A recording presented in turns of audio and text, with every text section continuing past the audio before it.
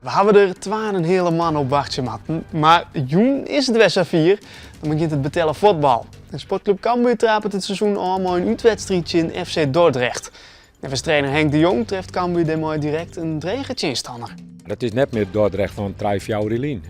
Je winst net samen met Dordrecht. Als toen verlenst, ja, dan moest hij echt schammen. Die wedstrijd begint joen om 8 uur en is zelfs live bij ons te volgen op de radio. En Michel Flap die gaat nou toch nog voort bij FC Twente. De snitser vervolgt zijn carrière in Qatar. Dat had technisch directeur Jan Streuer bevestigd gewoon RTV Oost. Al-Ali wordt de nieuwe bestemming van Flap. Jette stief Flap in de belangstelling van het Russische Spartak Moskou. Maar die transfer ging uiteindelijk net terug. Het gaat Flap duidelijk net meer om het sportieve. Want Al-Ali wordt toch statistiekenbureau Opta qua niveau inschat als het rechterriegje van de KKD.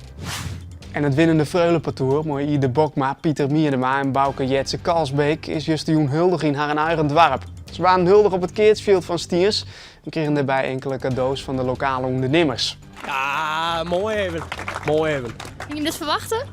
Ja, ben wel aardig volle mensen. Dat had ik net verwachten. En hoe voelt het voor jou om in het dorp het huldig te winnen? Ja, mooi dat er dan zoveel mensen zijn die het al heel blij vinden dat je herwoont. En het weer nog lang gezellig in Stiers. Ontzaf hier deze Omroep Friesland Sportflits.